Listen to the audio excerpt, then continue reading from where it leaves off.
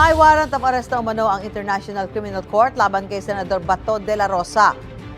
Inihayag yan ni Ombudsman Jesus Crispin Remulla sa isang radio program nitong Sabado. Pero hindi ito kinumpirma ng tagapagsalita ng ICC.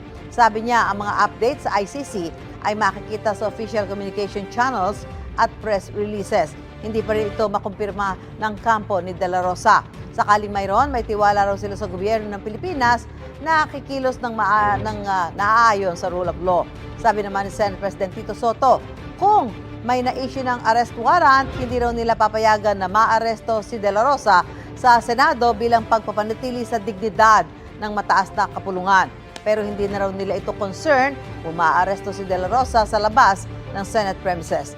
Si De La Rosa ang hepe ng Philippine National Police noong drug war ni dating Pangulong Rodrigo Duterte. Gusto mo bang mauna sa mga balita? Mag-subscribe na sa GMA Integrated News sa YouTube at tumutok sa unang balita.